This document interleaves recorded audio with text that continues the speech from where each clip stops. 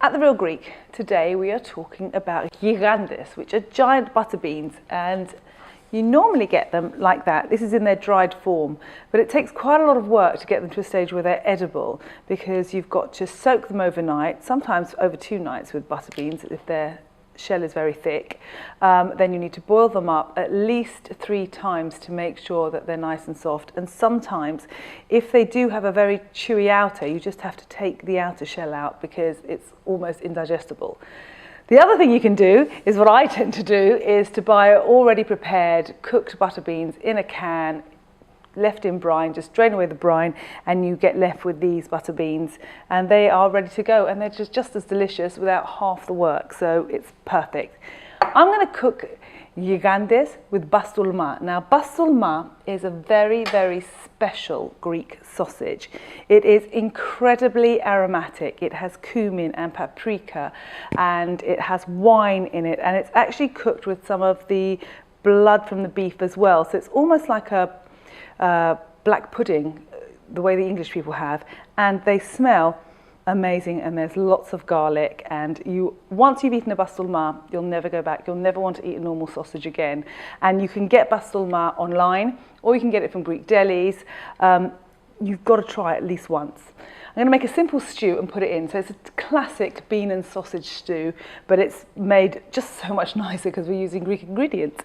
First thing you need to do is put your pan on to get nice and hot.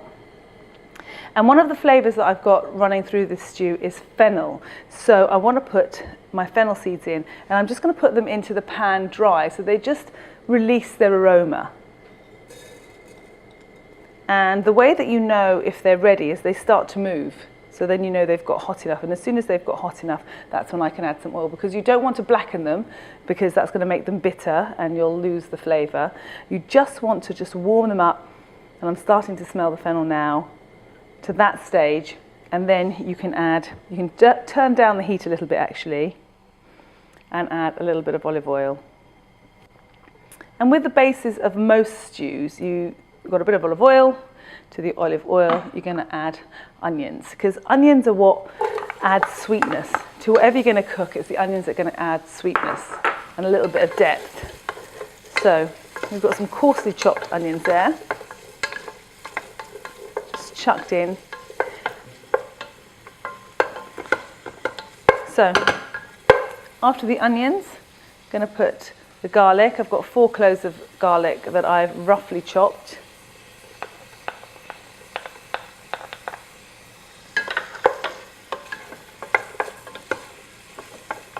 Oh, it smells so good already.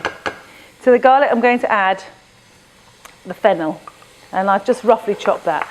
You can use a whole fennel if you really like the aniseedy flavour, or because I've already added dried fennel, I've just put half a fresh fennel in. And then that just needs to just kind of cook off, so you need to give it at least 5 or 10 minutes to soften really nicely. And then just want to literally just colour off slightly the pastourma.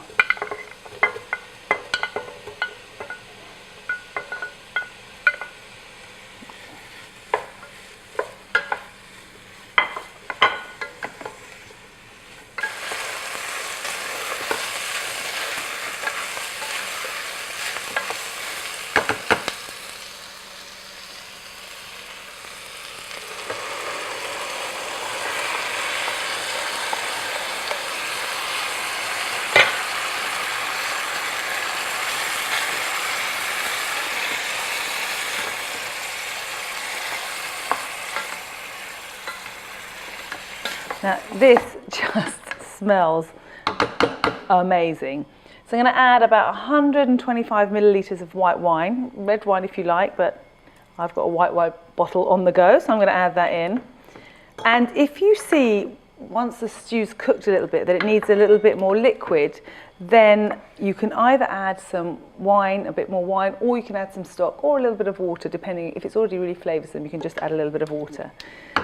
Next go the beans. Now, as I said, these are the beans that we use at the Real Greek, and we go to the great effort of soaking and boiling and making sure that they're the perfect consistency for us to cook with. But because you're cooking from home, and just to make things easier, as I said, I'm just going to use the canned butter beans, and they just go in too, like that. And just because I'm going to mix up my fibres, and I want a little bit of colour, on escape there, I'm going to add some red kidney beans too. My children don't really like red kidney beans, so I'm just going to add half a can there, not too much. Give that a really good stir, and I just want that to just start to simmer through. Bear in mind that the Pastourma sausage is quite salty, so when you're seasoning your dish, don't add too much salt, just add a little bit to start with, and then season right at the end once you've tasted it, once it's cooked through with a bit of sausage. Because if you season it now and taste it, you'll think, oh, that's perfect. But then when you have a mouthful of sausage, it'll all be too salty. So just a little pinch of salt now, just to bring all the flavours out, or maybe two. A little bit of black pepper too.